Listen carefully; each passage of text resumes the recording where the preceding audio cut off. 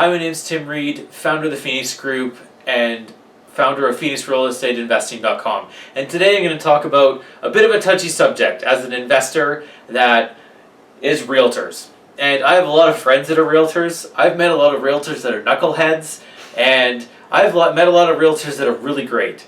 And as an investor, we always have this cat and mouse game with a lot of realtors, and I want to help you kind of navigate through those waters. And I've been there. I've wondered, what's this realtor thinking? Why isn't he helping me?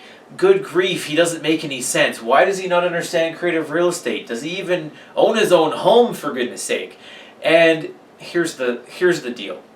Some of my realtor friends might hate me for saying this, but real estate, as a realtor, you're in sales. And the fact of the matter is, with any sales profession, doesn't matter whether you're selling real estate, widgets, cars, there's a percentage of those salespeople making all the money. The top 5% are making all the money in real estate or any other sales profession.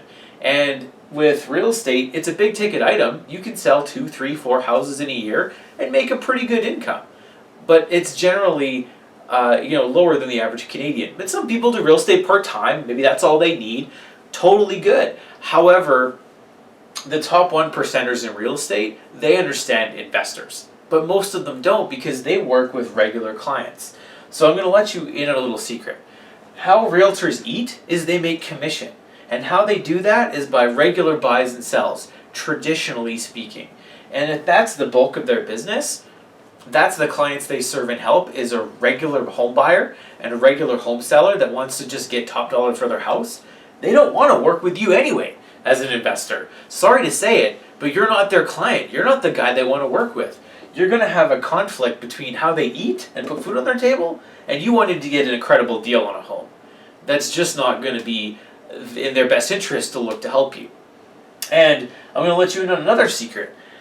Everywhere in North America, as part of their license, real estate agents have a fiduciary duty. That means a legal duty based on how their license is regulated to put their client first. It's their client's interest, protecting their client's information. I know we always want to find that motivated seller and find out what their motivations are, but it's the realtor's job to protect that motivation, because if I'm an investor and I know they're in trouble, I'm going to try and get a way lower price. And that lowers their commission, number one, takes food off their table a little bit, and second of all, it's not in the best interest of their client. So you kind of have to keep that in mind. I suggest to you that you think about where that realtor's coming from, and they got to protect their client. There are good deals on MLS, and working with realtors is a critical component of your real estate journey. As an investor, you have to have them. How do you find good realtors to work with? How do you find a good realtor or realtors for your power team? One of the questions I always ask Mr. or Mrs. Realtor when I call them up and talk to them, I'm like, hey, I'm an investor. We do a lot of deals. It's a new market maybe I'm looking to move into. I'm going to talk to that realtor and say, hey, I got one question for you. As a percentage of your total business in real estate in a year, what percentage of that is with investors? And let them give you a number. And if that number is high, 40%, 30%, 60%, then they're an investor-based realtor. And they think more like an investor than a regular home buyer or seller does, because they help more of those clients. You have to specialize in business. You can't help everybody.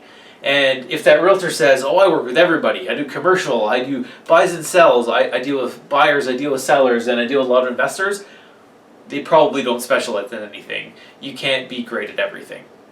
You can't make everybody happy. And all these creative real estate strategies we learn in investor school or whatever course you might have taken, whatever one that happens to be, creative real estate is where all the money's made. I'm not refuting that. I teach that. Love it. Love to structure deals that way. However, most realtors, they don't learn that in their realtors courses. And unless they deal with investors, they've never learned those things. They've never been exposed to vendor take-back. They wouldn't have heard about subject to in the States or agreement for sale here in Canada, lease options. Why? Because that's not a commission contract. You can pay them commission, and you can be creative, do a deal like this, and make sure they get to eat. So if you're dealing with a realtor and a deal you think is great, a good opportunity, you have to make them comfortable that they're going to get paid. And get paid something as close as you can to make your numbers work on your deal to their regular commission. And that's not always possible, but do what you can, because you got to help them out. They're going to help you out. You have to have a win-win for them. And often their client needs a top dollar price. That's not going to work for you as an investor, because you always got to make money in the buy. That's rule number one in real estate. Always make money in the buy. So these are some of the major things you have to consider in working with realtors. They are a part of the world. They're a part of real estate. You need them to sell properties for top dollar. When you're on the other side, they're going to protect your interests, and you want that. You don't want them to have to tell somebody, I just bought the house for 100 grand, I put 50 grand into it, and I'm selling it for 250. You don't want them to say, I'm a flipper. You want them to protect your interest in that particular moment. So think about the other side of the coin when you're talking to realtors. Don't let it frustrate you. These are the fundamental truths of how to work with realtors and how they're motivated and their education level. Because us as sophisticated real estate investors that know all these strategies, options, agreement for sale, lease options, all these types of things, realtors know buy a house, sell a house, because that's typically their experience. So you can educate them on the creative strategy, and if it works for their client, they'll be happy to make that work so long as they can eat. Again, it's got to be win-win for everybody. My name's Tim Reid. Respect the hustle, everybody. Look forward to seeing you in the next video.